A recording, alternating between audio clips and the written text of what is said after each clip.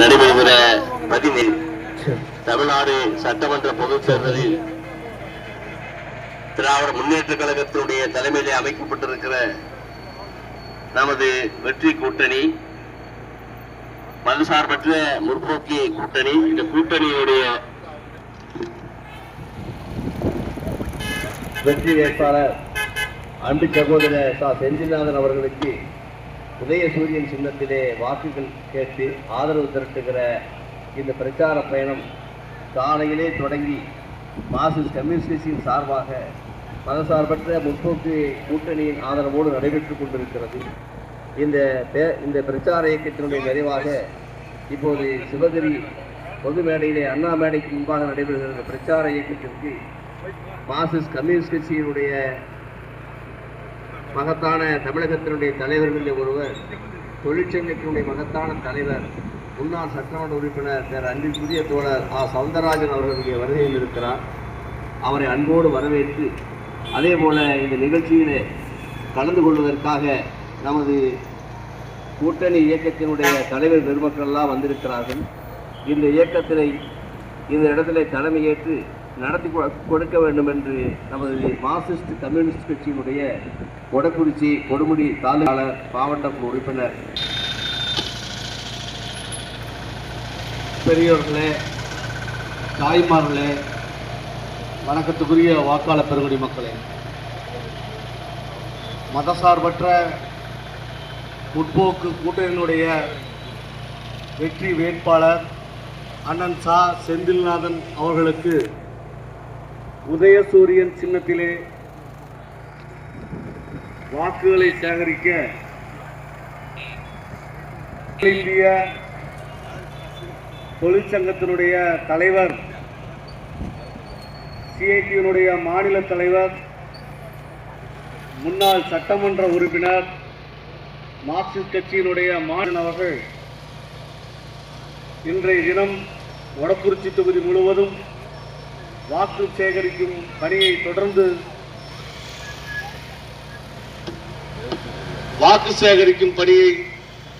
தொடர்ந்து காலையிலே தொடங்கி இப்பொழுது சிவகிரியிலே நிறைவு சிவகிரி பேராட்சியினுடைய துணைத் தலைவரும் திராவிட முன்னேற்ற கழகத்தினுடைய பேரூர் செயலாளருமான அண்ணன் கோபால் அவர்களை, இந்திய பொதுவுடைமை கட்சியினுடைய மூத்த தலைவர் மரியாதைக்குரிய தோழர் மு வரதராஜன் அவர்களை, மறுமலர்ச்சி திராவிட முன்னேற்ற கழகத்தினுடைய மாவட்ட துணை செயலாளர் அண்ணன் நலசிவம் அவர்களை, திராவிட கழகத்தினுடைய மாவட்ட பொறுப்பாளர் தோழர் சண்முகம் அவர்களை, இந்திய கம்யூனிஸ்ட் கட்சியினுடைய தாலுகா செயலாளர் தோழர் ரணதீவேல் அவர்களை, உங்கள் அனைவருக்கும் பல்வேறு அமைப்புகளுடைய தலைவர்களே, தோழர்களே, நண்பர்களே, உங்கள் அனைவருக்கும் மார்க்சிஸ்ட் கம்யூனிஸ்ட் கட்சியின் சார்பாக பணிவான வணக்கத்தை உரித்தாக்கிக் கொள்கின்றோம். இன்றைய தினம் தமிழகம் முழுவதும் இந்த மொடக்குறிச்சி தொகுதி மாறி இருக்கிறது. இந்த மொடக்குறிச்சி தொகுதியை மையப்படுத்தி பெரும் பயணத்தை நாம் நடத்தி கொண்டிருக்கின்றோம். தினந்தோறும்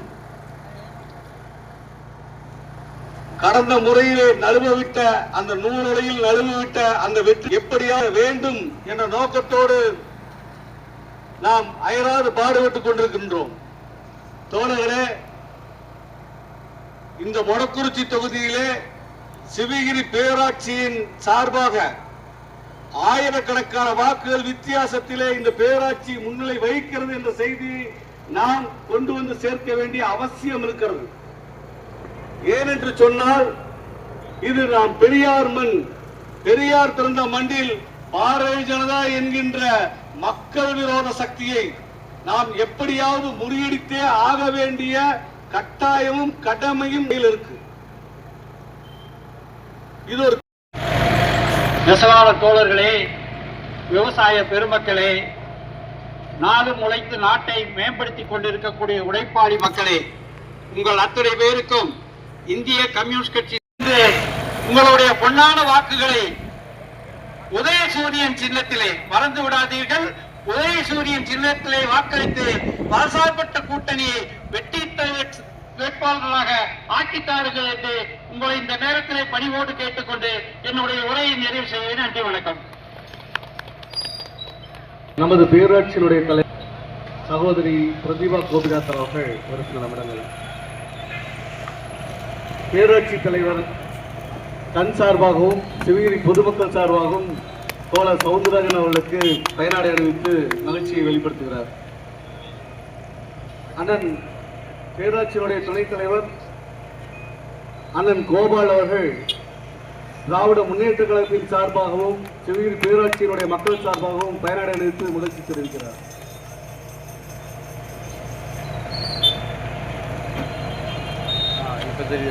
சார்பற்ற முற்போக்கு கூட்டணியின் நமது வெற்றி வேட்பாளர் திரு செந்தில்நாதன் அவர்களுக்கு வாக்கு சேகரிக்க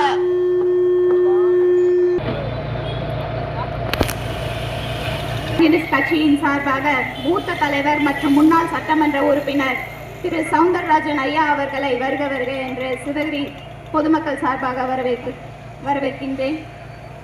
இன்று திராவிட முன்னேற்ற கழகத்தின் சார்பில் நமது தமிழ்நாடு முதலமைச்சர் அவர்கள் 5 ஆண்டு சாதனைகளை நம்ம ஒவ்வொரு இடத்திலும் ஒவ்வொரு திட்டங்களையும் எடுத்து சொன்னாலே போதும், பொதுமக்களே நன்கு அறிந்துள்ளார்கள். ஏன்னா இதற்கு முன்பு எந்த ஒரு ஆட்சியும் இவ்வளோ திட்டங்களை செயல்படுத்தியதே இல்லை. அதனால் நம்ம தமிழ்நாட்டு முதலமைச்சர் நேற்றைய தினம் பேசிய பொழுது IPL-இல் டெல்லி அணியா இல்ல தமிழ்நாடு அணியா என்று சொல்லி உரையாற்றிய பொழுது நமது தமிழ்நாடு தான் வெல்லும் என்று சொன்னார்கள். எனவே நமது திட்டங்களை காலை உணவு திட்டம், குழந்தைகள் பள்ளிக்கு செல்லும் போது பசியுடன் செல்லக்கூடாது என்று காலை உணவு அற்புதமான திட்டத்தை கொண்டு வந்துள்ளார்கள். வரும் காலங்களில் 1 முதல் 8ஆம் வகுப்பு வரை அத்திட்டத்தை மேம்படுத்த செய்துள்ளார்கள். அதேபோல் தமிழ் புதல்வன் திட்டம், புதுமை பெண் திட்டம், மகளிர் உரிமை தொகை மாதம் 1000 ரூபாய் வழங்கிக் கொண்டிருக்கிறார்கள். ஆட்சிக்கு வந்த பின்பு 2000 ரூபாய் அனைவருக்கும் வழங்க உள்ளார். அது மட்டுமல்லாமல் 8000 ரூபாய்க்கு கூப்பன் வழங்க உள்ளார். உங்கள் வீட்டில் ஃப்ரிட்ஜ், வாஷிங் மிஷின் அல்லது ஃபேன், மிக்சி, உங்களுக்கு தேவையான பொருட்களை உங்களுக்கு பிடித்த மாதிரி நீங்கள் வாங்கிக் கொள்ளலாம் என்று நமது தமிழ்நாட்டின் முதலமைச்சர் அவர்கள் சொல்லி இருக்கிறார். எனவே பல்வேறு திட்டங்களை ஒவ்வொரு நாட்களும் பெண்களுக்காகவே ஒவ்வொரு திட்டத்தையும் இயக்கிக் கொண்டு வருகிறார். அது மட்டும் இல்லாமல் இளைய தலைமுறைகள் வளர வேண்டும், நன்றாக படிக்க வேண்டும், நமது தமிழ்நாட்டை மீட்டெடுத்தே ஆக வேண்டும் என்ற நோக்கத்தோடு ஒவ்வொரு திட்டத்தை செயல்படுத்தி வருகிறார். இதற்கு முன்பு சென்ற 2021 தேர்தலில் நமது மொடக்குறிச்சி தொகுதியை சிறிதளவில் நமது தவறுதலாக மாற்று கட்சி வந்துவிட்டது. இந்த தடவை உறுதியாக தமிழ்நாட்டிலேயே மொடக்குறிச்சி தான் முதல் இடத்தில் வெற்றி பெற வேண்டும். எனவே அனைவரும் மனதில் கருதி கொண்டு உதயசூரியன் 3வது பட்டன் உதயசூரியன் செந்தில்நாதன் அவர்களுக்கு வாக்களிக்குமாறு அன்புடன் கேட்டுக்கொள்கின்றேன். நன்றி, வணக்கம். மறுமலர்ச்சி திராவிட முன்னேற்ற கழகத்தினுடைய மாவட்ட துணை செயலாளர் அண்ணன் நலசிவம் அவர்கள் 2 வார்த்தை. பேரன்பிற்கும் பெரும் மதிப்புக்குரிய பெரியோர்களே, தாய்மார்களே, வாக்காளர் பெருமக்களே, மொடக்குறிச்சி தொகுதியினுடைய மறுமலர்ச்சி திராவிட முன்னேற்ற கழகத்தினுடைய வேட்பாளர் செந்தில்நாதன் அவர்கள் ஆதரித்து இன்று காலை முதல் இரவு வரை தொடர்ந்து பிரச்சாரத்தில் ஈடுபட்டுக் கொண்டிருக்கின்ற மாநில செயலாளர் சவுந்தரராஜன் அண்ணா அவர்களையும் இந்த பிரச்சார கூட்டத்திலே கலந்து கொண்டு இங்கே சிறப்பித்துக் கொண்டிருக்கின்ற பேரூராட்சியினுடைய தலைவர் பிரதிபா கோபிநாத் அவர்களையும், பேரூராட்சியினுடைய துணைத் தலைவர் திராவிட முன்னேற்ற கழகத்தினுடைய பேரூர் செயலாளர் கோபாலன் அவர்களையும், இந்திய கம்யூனிஸ்ட் கட்சியினுடைய வரதராஜ் அண்ணா அவர்களையும் மற்றும் இங்க நிகழ்ச்சியிலே கலந்து கொண்டு இருக்கின்ற அனைத்து கூட்டணி கட்சி தலைவர்களையும் வருக வருக வரவேற்று வருகின்ற தேர்தலில் டெல்லி தமிழ்நாடு என்கின்ற அளவிலே தான் இப்பொழுது போய்கொண்டிருக்கிறது. அந்த தேர்தலில் நிச்சயம் தமிழ்நாடு வெற்றி பெறும் என்பதை எந்தவித மாற்று கருத்தும் இல்லை. அப்படிப்பட்ட வருகின்ற தேர்தல் நாளில் நீங்கள் அத்தனை பேரும் உதய சூரியன் சின்னத்திலே வாக்களித்து நம்முடைய செந்தில்நாதன் அவர்களை பெருவாரியான வாக்கு வித்தியாசத்தில் வெற்றி பெற செய்யுங்கள் என்று அன்போடு கேட்டுக் கொள்கின்றேன். வாய்ப்புக்கு 2 பாராட்டுகிறோம். வருகிறேன். நன்றி, வணக்கம். மார்க்சிஸ்ட் கம்யூனிஸ்ட் கட்சி மாவட்ட செயலாளர் தோழர் ரகுராமன் அவர்கள் உரையாற்றுமாறு அன்போடு அழைக்கின்றேன். பேரன்பு கொண்ட பெரியோர்களே, தாய்மார்களே, சகோதர சகோதரிகளே, வியாபார அன்பர்களே, நடைபெற இருக்கக்கூடிய தமிழகத்தினுடைய 17வது சட்டமன்ற தேர்தலை முன்னிட்டு மதச்சார்பற்ற முற்போக்கு கூட்டணியின் சார்பில் இங்கு மொடக்குறிச்சியில் போட்டியிடக்கூடிய மறுமலர்ச்சி திராவிட முன்னேற்ற கழகத்தினுடைய வேட்பாளர் அருமை நண்பர் செந்தில்நாதன் அவர்களை உதயசூரியன் சின்னத்திலே வாக்குகளை கேட்டு உங்கள் மத்தியிலே உரையாற்ற இருக்கக்கூடிய மார்க்சிஸ்ட் கம்யூனிஸ்ட் கட்சியினுடைய அகில இந்திய தலைவர்களில் ஒருவரும் இந்திய தொழிற்சங்க மையம் சிஐடியினுடைய அகில இந்திய துணைத் தலைவருமான அருமை தோழர் சவுந்தரராஜன் அவர்களே, மற்றும் இந்த நிகழ்விலே பங்கேற்றிருக்கக்கூடிய மதச்சார்பற்ற முற்போக்கு கூட்டணியினுடைய தலைவர்களே, தோழர்களே, சிவகிரி வாழ் பெரியோர்களே, உங்கள் அனைவருக்கும் மார்க்சிஸ்ட் கம்யூனிஸ்ட் கட்சியின் சார்பிலே வணக்கத்தை தெரிவித்துக் கொள்கிறோம். ஏற்கனவே இங்கு பேசியவர்கள் சொன்னதைப் போல நடைபெற இருக்கக்கூடிய தேர்தல் என்பது, தமிழகத்திலே நடைபெற இருக்கக்கூடிய தேர்தல் என்பது தமிழகத்தினுடைய முதல்வர் அவர்கள் முத்துவேல் கருணாநிதி ஸ்டாலின் அவர்கள் குறிப்பிட்டதை போல தமிழகத்திற்கும் டெல்லிக்குமான தேர்தல் என்கின்ற வகையில் இந்த தேர்தலில் மகத்தான வெற்றியை மதச்சார்பற்ற கூட்டணி வெற்றி பெறும் என்பதிலே எந்தவிதமான மாற்று கருத்தும் கிடையாது. ஆனால் இந்த தேர்தலில் டெல்லி அணியை தோற்கடிப்பது மட்டும் நம்மளுடைய இலக்கல்ல. டெல்லியில் அணியை தோற்கடித்து தமிழகத்தினுடைய 234 தொகுதிகளிலும் மதச்சார்பற்ற கூட்டணியை வெற்றி பெற செய்வது என்கின்ற வரலாற்றை இந்திய தேசம் முழுவதும் எதிரொலிக்கக்கூடிய வகையிலே பறைசாற்றக்கூடிய விதமாக நம்மளுடைய பணிகள் அமைய வேண்டும் என்பதுதான் இந்த பிரச்சார இயக்கத்தினுடைய நோக்கம். ஏன் டெல்லிக்கும் தமிழகத்திற்குமான தேர்தல் என்று கேட்கிறோம் என்று சொன்னால், இங்கு தமிழகத்திலே அமைந்திருக்கக்கூடிய கூட்டணி கொள்கை அளவிலே கடந்த 10 ஆண்டு காலமாக நடைபோட்டு வந்து கொண்டிருக்கக்கூடிய கூட்டணி 2017ஆம் ஆண்டு துவங்கி 2019ஆம் ஆண்டு நடைபெற்ற நாடாளுமன்ற தேர்தலில் இந்த கூட்டணி 39 நாடாளுமன்ற தொகுதிகளிலே 38 தொகுதிகளை வெற்றி பெற்றிருக்கிறது. கடந்த முறை நடந்த 2024 நாடாளுமன்ற தேர்தலில் 39 தொகுதிகளிலும் வெற்றி வாகை சூடியது இந்த மதச்சார்பற்ற கூட்டணி என்பதை இந்த நேரத்திலே பதிவு செய்ய கடமைப்பட்டிருக்கிறோம். அப்படித்தான் 2021 நடைபெற்ற சட்டமன்ற தேர்தலிலும் 234 தொகுதிகளில் 159 தொகுதிகளில் வெற்றி வாகை கூடிய கூட்டணி மதச்சார்பற்ற முற்போக்கு கூட்டணி. அதே போன்றுதான் இடையிலே உள்ளாட்சி தேர்தலையும் சந்தித்திருக்கிறோம். இப்பொழுது 2வது முறையாக இந்த கூட்டணியின் சார்பிலே சட்டமன்ற தேர்தலை சந்திக்கின்ற பொழுது இது டெல்லிக்கும் தமிழகத்திற்குமான தேர்தல் என்று ஏன் சொல்லுகிறார்கள் என்று சொன்னால், இந்த முறை கொள்கை அளவிலே உருவாக்கப்பட்டிருக்கக்கூடிய கூட்டணியை வெற்றி பெற செய்து தமிழகத்தினுடைய உரிமைகளை நிலைநாட்டுவோம்.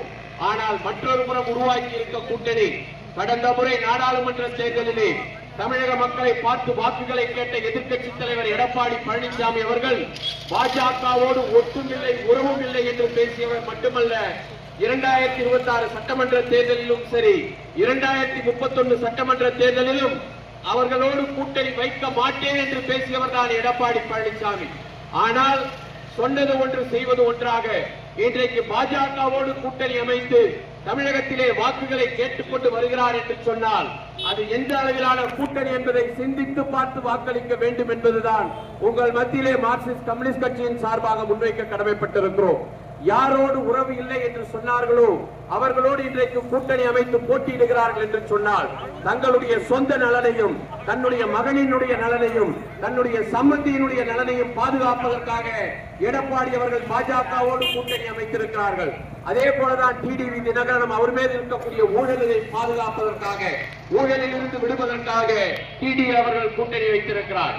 அன்புமணி ராமதாஸ் அவர்களும் அவர் செய்த மருத்துவ மேலாக நடத்திய போராட்டம் 800க்கும் மேற்பட்ட விவசாயிகள் அந்த போராட்ட களத்திலே இன்னுயிரை ஈர்த்து எந்த கமா புல் ஸ்டாப் மாற்ற முடியாது என்று சொன்னார்களோ அந்த 3 வேளாண்மை சட்டங்களையும் திரும்ப பெற்ற வரலாற்றுக்கு சொந்தக்காரர்கள் விவசாயிகள் என்பதை பறைசாற்ற கடமைப்பட்டிருக்கிறோம்.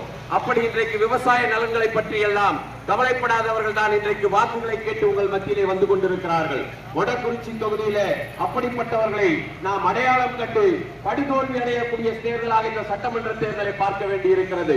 இங்கு ஏராளமான அரிசி ஆலைகள் இருக்கிறது. இன்றைக்கு ஜிஎஸ்டி வரி விதிப்பின் மூலமாக எவ்வளவு சின்ன பின்னமான இன்னல்களுக்கு இந்த அரிசி ஆலைகளுடைய உரிமையாளர்களை அல்லல் கழித்தது இந்த அரசு என்பதை யோசித்து பார்க்க வேண்டும். 500 1000 செல்லாது என்ற பொழுது பேசியவர்கள் என்ன, 50 நாட்கள் எங்களுக்கு வாய்ப்பு கொடுங்கள் என்று பேசியவர் தான் மோடி. அப்படி செய்யவில்லை என்று சொன்னால் ஊழலை ஒழிக்கவில்லை, லஞ்சத்தை ஒழிக்கவில்லை, கருப்பு பணத்தை ஒழிக்கவில்லை, தீவிரவாதிக்கு செல்லக்கூடிய பணத்தை ஒழிக்கவில்லை என்று சொன்னால் என்னை தூக்கிலிடுங்கள் என்று பேசியவர் தான் மோடி. நவம்பர் 8ஆம் தேதி 2016 பேசிய மோடி, உங்களை தூக்கிலிடுவது எங்களுடைய நோக்கம் அல்ல, ஆனால் இன்றைக்கு தமிழர்களுடைய உரிமையாக இருந்தாலும் சரி, இந்திய தேசத்தினுடைய உரிமைகளாக இருந்தாலும் சரி, இன்றைக்கு வேற்றுமையில் ஒற்றுமையை, மதச்சார்பின்மையும் மத நல்லிணத்துக்கும் பறைசாற்றக்கூடிய இந்திய தேசத்தினுடைய வரலாற்றை இன்றைக்கு சின்னாபின்னமாக்க துடித்துக் கொண்டிருக்கக்கூடிய பாஜகவை புறந்தள்ள வேண்டிய தேர்தல் தான் வரக்கூடிய சட்டமன்ற தேர்தல். எதை பற்றியும் கேள்வி கேட்காத எடப்பாடி, தமிழகத்தினுடைய பண்பாடு கேள்விக்குள்ளாக்கப்பட்டால் அதை பற்றி கேள்வி கேட்காதவர் தான் எடப்பாடி. தமிழகத்திற்கும் கோவைக்கும் மதுரைக்கும் மெட்ரோ ரயில் இல்லை என்று சொன்னாலும் அதை பற்றி கேள்வி கேட்காத எடப்பாடி. தொழிலாளிகளுடைய சட்டங்கள் மாற்றப்படுகிறது என்று சொன்னால் அதை பற்றி கேள்வி கேட்காத எடப்பாடி. விவசாய தொழிலாளர்களுடைய 100 நாள் வேலை பறிக்கப்படுகிறது என்று சொன்னால் அதை பற்றி கேள்வி கேட்காத எடப்பாடி அவர்களை இந்த தேர்தலில் அவர்களோடு கூட்டணி வைத்து வரக்கூடிய அவர்கள் அதிமுக இன்றைக்கு பாஜகவினுடைய கிளை அமைப்பாக மாறி இருக்கிறது என்று சொன்னால் அனைத்து இந்திய அண்ணா திமுகவை சேர்ந்த நண்பர்கள் யோசித்து பார்க்க வேண்டும். தமிழகத்தில் இருந்த ஒரு கட்சியை இன்றைக்கு சின்னாபின்னமாக்கக்கூடிய எடப்பாடியை தோற்கடிக்க வேண்டிய தேர்தல் என்பதை மனதில் வைத்துக் கொள்ளுங்கள். தமிழகத்தினுடைய பண்பாட்டை நிலைநாட்ட, தமிழகத்தினுடைய பாரம்பரியத்தை நிலைநாட்டக்கூடிய வகையில் இந்த தேர்தலை பார்ப்பதோடு மட்டுமல்லாமல் இந்த மொடக்குறிச்சி தொகுதியிலே போட்டியிடக்கூடிய திராவிட முன்னேற்ற கழகத்தினுடைய மறுமலர்ச்சி திராவிட முன்னேற்ற கழகத்தினுடைய வேட்பாளர் செந்தில்நாதன் அவர்களுக்கு கூடுதலான வாக்குகளை பெற்றுத் தந்து உதயசூரியன் சின்னத்திலே வாக்களித்து வெற்றி பெற செய்வோம். இந்திய தேசத்தை பாதுகாக்கக்கூடிய வகையிலே, இந்திய அரசியலமைப்பு சட்டத்தை பாதுகாக்கக்கூடிய வகையிலே, மத நல்லிணக்கத்தை பாதுகாக்கக்கூடிய வகையிலே இன்றைக்கு அதையெல்லாம் பாதுகாக்கக்கூடிய கொள்கை கூட்டணியை வெற்றி பெற செய்வோம். செந்தில்நாதனை பெருவாரியான வாக்குகள் வித்தியாசத்தில் வெற்றி பெற செய்வோம். மறுபுறம் போட்டியிடக்கூடிய கொள்கை கூட்டணியை தலைமை தாங்கி வரக்கூடிய இந்திய தேசத்தை விற்பனை செய்யக்கூடிய கார்ப்பரேட் பெருமுதலாளிகளுக்கு சேவகம் செய்யக்கூடிய பாஜக அனைத்து இந்திய அண்ணா திமுக வீழ்த்துவோம் என்ற வரலாற்றை 23ஆம் தேதி வாக்குப்பதிவிலே நிரூபிப்போம். மே மாதம் வரக்கூடிய தேர்தல் முடிவிலே இந்திய தேசம் தமிழ்நாட்டை ஒரு முன்மாதிரியாக எடுத்துக் கொள்ளக்கூடிய வரலாற்றை பதிவு செய்வோம் என கேட்டுக்கொண்டு வாய்ப்புக்கு நன்றி கூறி முடித்துக் கொள்கிறேன். நன்றி, வணக்கம். இந்தியாவில் இந்திய தொழிலாளி வர்க்கத்துடைய நம்பிக்கை நட்சத்திரமாக விளங்கக்கூடிய மரியாதைக்குரிய முன்னாள் சட்டமன்ற உறுப்பினர், மார்க்சிஸ்ட் கட்சியினுடைய மாநில குழு உறுப்பினர், இந்திய தொழிற்சங்க மையத்தினுடைய அகில இந்திய துணைத் தலைவர் அன்பு தோழர் சவுந்தரராஜன் அவர்கள் பேருரையாற்றுவார். ஒரே நிமிடம். அதற்கு முன்பாக மார்க்சிஸ்ட் கம்யூனிஸ்ட் கட்சி தமிழகத்தில் போட்டியிடக்கூடிய 5 சட்டமன்ற தொகுதிகளுடைய தேர்தல் நிதியாக கட்சியினுடைய பெருந்துறை இடைக்கமிட்டி செயலாளரும் அரசு போக்குவரத்தில் அதிகாரியாக இருந்து பணி ஓய்வு பெற்றவருமான அர்ஜுனன் அவர்கள் நம்மளுடைய அகில இந்திய தலைவர்களில் ஒருவரும் சிஐடியினுடைய அகில இந்தியமான சவுந்தரராஜனிடம் பேரன்பிற்குரிய சிவகங்கை பேரூராட்சி தலைவர் அன்பு சகோதரி பிரதீபா கோபிநாத் அவர்களே, பேரூராட்சி துணைத் தலைவர் கோபால் அவர்களே, மதிமுகவினுடைய மாவட்ட துணைத் தலைவர் அருமை சகோதரர் நல்லசிவம் அவர்களே, இந்திய கம்யூனிஸ்ட் கட்சி மற்றும் ஏஐடிசியினுடைய தலைவர் அருமை தோழர் மு வரதராசன் அவர்களே, இந்திய கம்யூனிஸ்ட் கட்சியின் ஒன்றிய செயலாளர் அருமை தோழர் ரணஜீவே அவர்களே, திராவிடர் கழகத்தினுடைய தோழர்கள் அருமை தோழர் சண்முகம் அவர்களே, மறுமலர்ச்சி திராவிட முன்னேற்ற கழகத்தினுடைய மாவட்ட விவசாய அணி அருமை தோழர் கிருஷ்ணன் அவர்களே, மார்க்சிஸ்ட் கம்யூனிஸ்ட் கட்சியின் பெருந்துறை செயலாளர் தோழர் அர்ஜுனன் அவர்களே, சிபிஎம் மாவட்ட செயலாளர் தோழர் ரகுராமன் அவர்களே, செயற்குழு உறுப்பினர்கள் விஜயராகவன், சுப்பிரமணியன், முருகேசன் மற்றும் சுந்தரராஜன் அவர்களே, இங்கே கூட்டணி கட்சியினுடைய தலைவரை வருகை தந்திருக்கிற தலைவர் பெருமக்களே, செயல் வீரர்களே, சகோதரர்களே, சகோதரிகளே, அனைவருக்கும் என்னுடைய வணக்கம். தோழர்கள் ஏராளமான விஷயங்களை இங்கே பேசி சென்றிருக்கிறார்கள். இந்த தேர்தலிலே ஏன் திராவிட முன்னேற்றக் கழகம் மீண்டும் ஆட்சி அமைக்க வேண்டும் என்பதற்காக ஏராளமாக பேச தேவையில்லை. அது பேசினால் கைப்புண்ணுக்கு கண்ணாடி என்பதை போல இருக்கும். இந்த ஆட்சியினுடைய வெற்றி என்பது கல்லிலே எழுதப்பட்ட வெட்டு, கல்வெட்டு. அதை யாராலும் அழிக்கவும் முடியாது, யாராலும் மறைக்கவும் முடியாது. இவ்வளவு அனைத்து கட்சிகள் இணைந்து உருவாக்கி இருக்கிற இந்த மாபெரும் கூட்டணி மீண்டும் திராவிட முன்னேற்ற கழக ஆட்சி அமையும் என்பதற்கு கட்டியம் கூறிக்கொண்டிருக்கிறது. இந்த ஆட்சி அமைய வேண்டிய அவசியத்தை நாம் பேசுகிற நேரத்தில் அதிமுகவையும் பிஜேபியையும் நாம் பேசாமல் இருக்க முடியாது. அதிமுகவும் பிஜேபியும் இப்போது எதற்காக வாக்கு கேட்டு வருகிறார்கள்? என்ன செய்ய போகிறோம் என்று சொல்லி வாக்கு கேட்கிறார்கள். திராவிட முன்னேற்ற கழகத்தினுடைய பழைய திட்டங்கள், அடுத்த ஆட்சிக்கு வந்தால் நாங்கள் கொண்டு வருவோம் என்று அறிவித்திருக்கிற திட்டங்கள் அவர்களை நடுங்க வைத்திருக்கிறது. ஆகவே அவர்கள் பலவற்றை இப்போது திட்டங்கள் என்று சொல்லிக் கொண்டிருக்கிறார்கள்.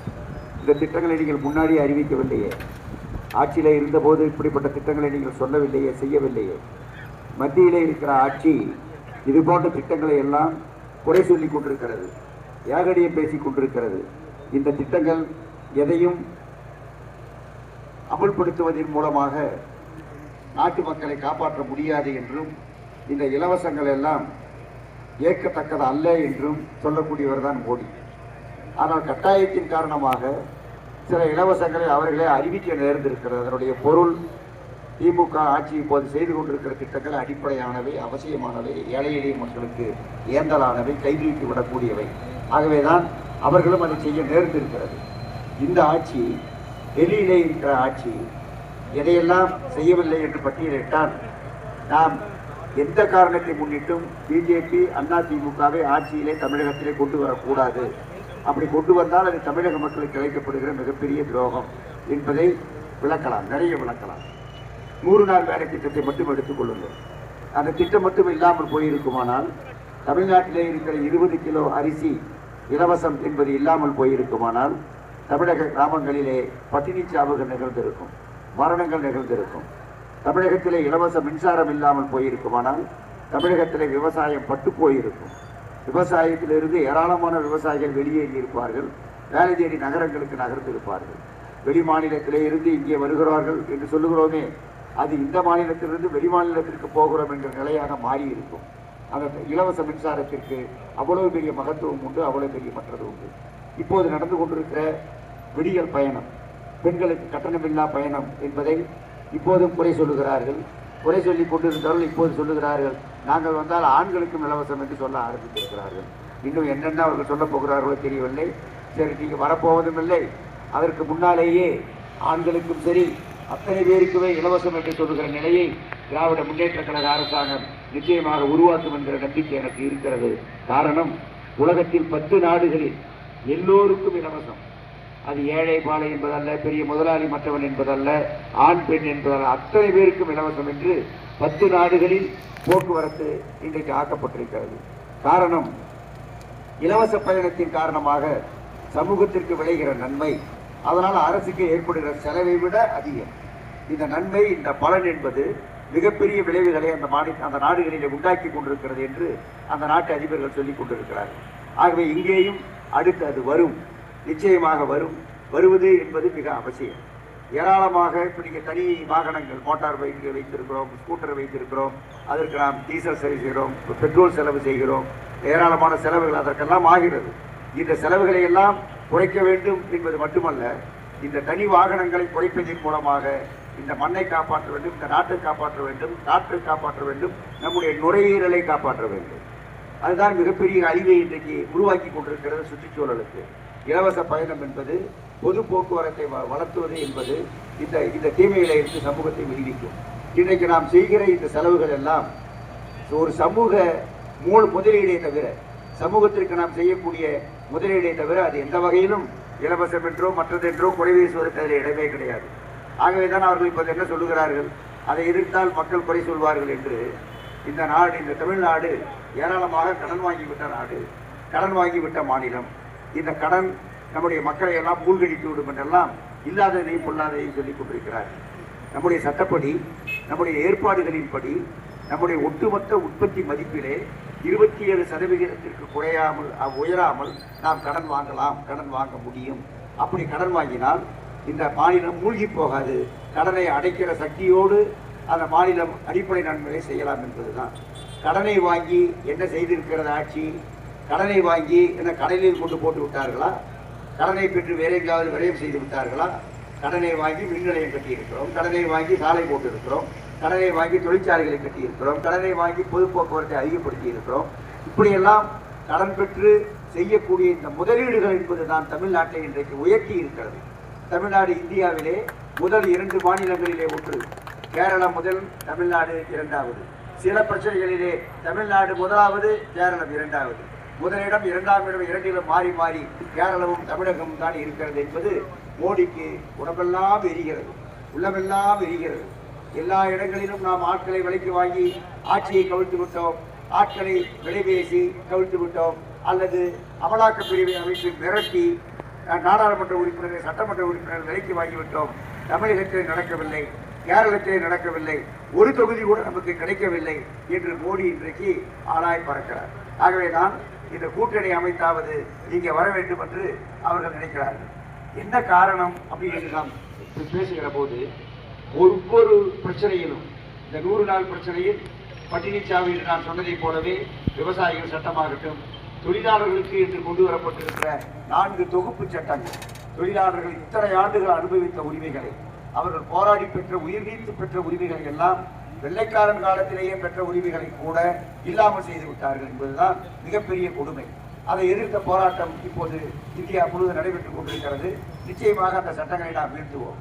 மின்சார சட்டம் என்று ஒரு சட்டம், இந்த சட்டத்தை ஏற்கனவே மத்திய அரசாங்கம் ஒவ்வொரு மாநிலமும் கொண்டு வர வேண்டும் என்று வலியுறுத்திய போது ஜெயலலிதா அவர்கள் முதலமைச்சராக இருந்தால், நான் சட்டமன்ற உறுப்பினராக இருந்தேன், அதை பற்றி ஏராளமாக நாங்கள் பேசியிருக்கிறோம். அப்போது ஜெயலலிதா அவர்கள் தெளிவாக அறிவித்தார், எந்த காரணத்தை முன்னிட்டும் உதய் மின் திட்டம் என்பதை நாங்கள் ஏற்க மாட்டோம், அதன் வழியாக மின்கட்டணத்தை உயர்த்துவதையோ அல்லது மின்சாரத்திற்கு மத்திய அரசாங்கத்தை சார்ந்திருப்பதையோ நான் ஏற்க மாட்டேன் என்று தெளிவாக அறிவித்தார். அந்த அறிவிப்பை இப்போது எடப்பாடி பழனிசாமி காலில் போட்டு விதித்து விட்டார். இந்த மின்சார சட்டம் நிறைவேறுவதற்கு அதிமுக ஓட்டுதான் காரணம் மக்களவையிலே, ஆகவே மாநிலங்களவையிலே, மக்களவையிலே. ஆகவே இந்த அரசாங்கம் எந்த காரணத்தில் கொண்டும் எந்த வகையிலும் நீடிப்பதற்கு அருகதையற்ற ஒரு அரசாங்கம் என்றுதான் 5 ஆண்டுகளுக்கு முன்னால் அந்த ஆட்சியை நாம் தூக்கி எறிந்தோம். அந்த ஆட்சி மீண்டும் வந்துவிடக் கூடாது என்பது நம்முடைய மிக மிக அடிப்படையான தேவை. இப்போது நம்முடைய வேறு காரணத்தை சொல்ல முடியாது என்பதால் தான் இந்தியா முழுவதும் மத வெறுப்பை, ஜாதி வெறுப்பை, மொழி வெறுப்பை, ஒரு பகுதிக்கு எதிராக இன்னொரு பகுதியை திருப்பி விடுவதன் மூலமாக, ஒரு பகுதிக்கு எதிராக எதிரி இவன் என்று கட்டமைப்பதன் மூலமாக இன்னொரு பகுதியை கையில் வைத்துக் கொள்ளலாம் என்கிற முறையிலே ஆட்சியாளர்கள் பெரும் நடவடிக்கை எடுக்கிறார்கள். அங்கே இருக்கக்கூடிய மத்திய ஆட்சியிலே இருக்கக்கூடியவர்கள் அப்படித்தான் கலவரங்கள் மூண்ட வண்ணம் இருக்கின்றன. என்ன பேசுகிறார்கள்? நாம் நம்மை காப்பாற்ற வேண்டும் என்று முருகனிடம் போகிறோம், எங்களை காப்பாற்றுங்கள் என்று நாம் பழனிக்கு போகிறோம், எங்களை காப்பாற்றுங்கள் என்று ஈஸ்வரன் கோயிலுக்கு போகிறோம், பெருமாள் கோயிலுக்கு போகிறோம். ஆனால் பிஜேபி காரர்கள் கடவுள்களையே நாங்கள் தான் காப்பாற்றுகிறோம் என்று சொல்லிக் கொண்டிருக்கிறார்கள். கடவுளை காப்பாற்றுவதற்கு இவன் யார்? அதை ஏன் சொல்லுகிறார்கள் என்றால், ஏதோ ஆபத்து என்று அவர்களாக இட்டு கட்டி கட்டமைத்து, ஆகவே அவர்களை காப்பாற்ற நான் தான் இருக்கிறேன் என்று சொல்லி இந்து மக்களை ஏமாற்றுவதற்காக. இந்து மதமோ, முஸ்லிம் மதமோ, கிறிஸ்துவ மதமோ, விலைவாசியில என்ன வேறுபாடு, வேலைகளில் என்ன வேறுபாடு, வாழ்க்கையில என்ன வேறுபாடு, ஒவ்வொருவருக்கும் வருகிற பசியிலே என்ன வேறுபாடு, ஒவ்வொருவருக்கும் வருகிற நோயிலே என்ன வேறுபாடு, எந்த வேறுபாடும் கிடையாது, எந்த வேறுபாடும் இருக்க முடியாது. ஆனால் அவரவருக்கு தனிக்கிற நம்பிக்கை, அந்த நம்பிக்கையை பின்பற்றுகிறார்கள். மதச்சார்பற்ற கூட்டணி என்று நாம் சொல்லுகிறோம். மதச்சார்பற்ற என்றால் மதத்திற்கு எதிரானது அல்ல. மதம் ஒவ்வொரு மனிதனுடைய சுய விருப்பம். மனிதன் மதம் சார்ந்து இருப்பான், ஆனால் அரசு மதம் சார்ந்து இருக்கக்கூடாது. இந்த அரசு இந்த மதத்தின் அரசு என்று சொல்லக்கூடாது. அதுதான் மதச்சார்பின்மை என்பது அரசுக்கே தவிர மனிதர்களுக்கு அல்ல. அதையெல்லாம் கூட பிஜேபி காரர்கள் தவறாக பிரச்சாரம் செய்கிறார்கள். அரசு மதச்சார்போடு இருக்கக்கூடாது, எல்லா மதத்தவர்களுக்குமான ஆட்சியாக இருக்க வேண்டும். எல்லோருக்கும் சட்டம் பொது என்று சொல்லுவதை போல், சட்டத்திற்கு முன்னால் எல்லோரும் சமம் என்று சொல்லுவதை போல், ஆட்சிக்கு முன்னால் அத்தனை பேரும் சமம் என்று இருக்க வேண்டும் என்பதுதான் அதனுடைய தாற்பயம். எந்த காரணத்தை முன்னிட்டும் இதை நாம் விட்டுக் கொடுக்க கூடாது என்றுதான் இந்த கூட்டணியினர் மதச்சார்பின்மை உயர்த்தி பிடிக்கிறார்கள். இது மகாத்மா சொன்னது, ஏற்கனவே இருந்தவர்கள் சொன்னது. முதலமைச்சராக வேண்டும் என்பதை நாம் உறுதி செய்ய வேண்டும். தமிழகத்திலே மீண்டும் திமுக ஆட்சி அமைய ஒரு 200 தொகுதி குறைந்தபட்சம் வேண்டும். 200 தொகுதி. அந்த 200 தொகுதிகள் என்பது பிஜேபி கொள்கையை, அதிமுகவின் கொள்கையை, இவர்கள் தவறான அணுகுமுறையை ஒரு சவப்பெட்டியிலே போட்டு ஒரு 200 ஆணி அடித்தால் அது எதிர்க்காது. இந்த வருஷமும் எதிர்க்காது, அடுத்த வருஷம் எதிர்க்காது. அதை செய்யணும். அந்த சவப்பெட்டியிலே அடிக்கிற ஆணிகளின் ஒரு ஆணியாக மொடக்குறிச்சியிலே இருந்து வலுவான ஒரு ஆணியை நீங்கள் அனுமதிக்க வேண்டும், அனுப்பி வைக்க வேண்டும். அவர்தான் செந்தில்நாதன். அதுதான் நமது சின்னம் உதயசூரியன். வாக்களியுங்கள் என்று உங்களை அன்போடு வேண்டி வாய்ப்புக்கு நன்றி கூறி நிறைவு செய்கிறேன். வணக்கம்.